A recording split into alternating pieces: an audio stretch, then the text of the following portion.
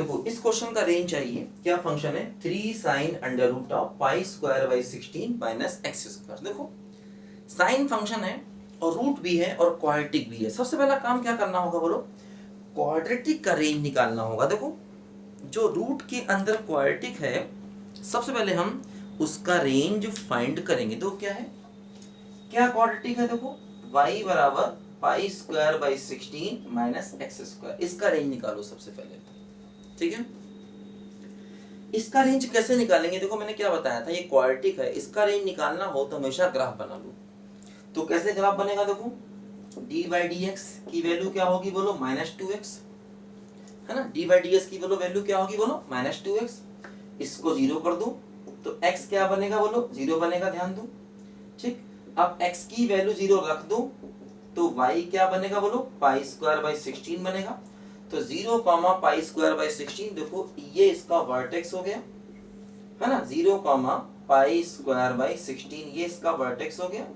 और देखो ग्राफ क्या होगा, एक्स स्क्वायर का कोफिशिएंट नेगेटिव है तो ओपनिंग डाउन होगा। ध्यान दो ग्राफ, ये एक्स एक्सिस है, ये वाई एक्सिस है ना। ग्राफ कैसा हो गया बोलो ओपनिंग डाउन। देखो इसका मतलब क्या हो गया कि पाई square by 16 minus x square की मिनिमम वैल्यू हो गई -∞ और मैक्सिमम कितनी हो गई बोलो पाई स्क्वायर बाई 16। ध्यान दो, तो ये इस फंक्शन का रेंज हो गया। मतलब इस फंक्शन का, देखो इस फंक्शन का रेंज क्या हो गया बोलो -∞ से लेकर के पाई स्क्वायर बाई 16। ध्यान दो बच्चों, ये इसका रेंज आ गया। लेकिन देखो ये रूट के अंदर है, अगर ये रूट के अंदर है और इसका हम रूट लगाना चाहें तो लगा नहीं सकते क्योंकि इसके पास नेगेटिव वैल्यूज भी हैं।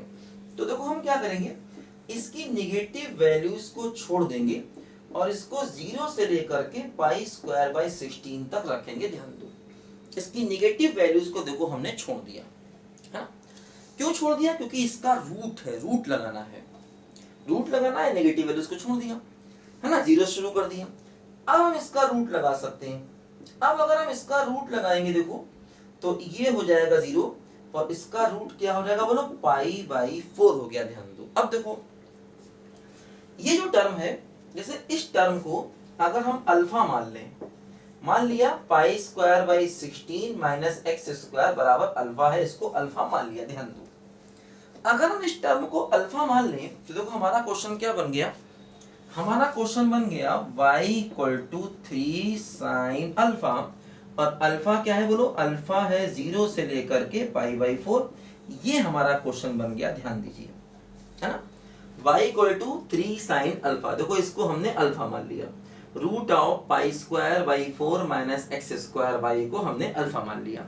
तो क्वेश्चन क्या बन गया y = 3 साइन अल्फा, और अल्फा क्या, देखो अल्फा का रेंज क्या है बोलो 0 से लेकर के पाई बाई 4 तक। देखो ये अल्फा का रेंज है 0 से पाई बाई 4 तक। ध्यान दो अब देखो जैसे अगर हम साइन को देखें तो देखो साइन का ग्राफ ऐसे बनता है, ये साइन का ग्राफ होता है ऐसे करके, ये 0 हो गया और देखो ये पाई बाई 2 हो गया।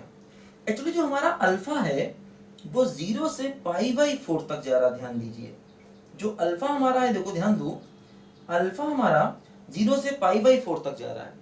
तो हमें देखो ग्राफ का ये हिस्सा मिलेगा, बस 0 और पाई बाई 4 के हिस्सा। ध्यान दो हमें अपने फंक्शन का ये पार्ट दिखाई देगा, 0 और पाई बाई 4 के बीच का पार्ट। तो देखो अगर हम साइन की वैल्यू निकालना चाहेंगे तो देखो साइन अल्फा क्या हो गया, ये हो गया 0 से लेकर के 1/√2। ध्यान दो देखो जैसे अल्फा 0 है, अल्फा 0 है और पाई बाई 4 है।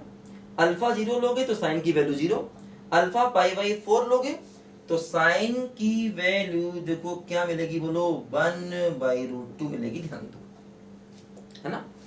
अल्फा 0 है और पाई बाई 4 है, अल्फा 0 मतलब साइन 0, अल्फा है पाई बाई 4 तो वैल्यू क्या होगी बोलो 1/√2। ध्यान दो तो साइन अल्फा क्या हो गया बोलो 0 से 1/√2 तक हो गया, लेकिन इसमें 3 का मल्टीप्लाई करना है तो 3 साइन अल्फा क्या हो जाएगा बोलो 0 से लेकर के 3/√2 हो जाएगा। और यही देखो अपने क्वेश्चन का फाइनल आंसर आ गया, क्लोज इंटरवल 0 से लेकर के 3/√2। ठीक बात है, तो काफी अच्छा क्वेश्चन है ये, है ना। और इस टाइप के हमने पहले भी कई क्वेश्चन किए हैं कि एक दूसरे की हेल्प से रेंज निकालना। अल्फा मान लिया, अल्फा की हेल्प से उसकी रेंज निकाली, उसकी हेल्प से उसकी रेंज निकाली, ऐसे हम लोगों ने कई सारे क्वेश्चन किए हैं। और ये रेंज निकालने का बड़ा एक इम्पॉर्टेंट ही तरीका है। ये सब क्वेश्चन दोबारा घर पे आप करिए, है ना। एक बार यहाँ पर वीडियो में देखिए, उसके बाद दोबारा इन सब सवालों को घर पे बिना देखे ट्राई करिए। ये सब बड़े अच्छे सवाल हैं। जो मैं क्वेश्चन आपको करा दूंगा, इससे बच के कोई भी क्वेश्चन जाएगा नहीं, ध्यान रखना। मतलब अलग अलग वेराइटीज के मैं बहुत सारे सवाल आपको करा दूंगा, है ना। बस आपको इनकी घर पे प्रैक्टिस करनी है। लिखो सब बच्चे ध्यान से।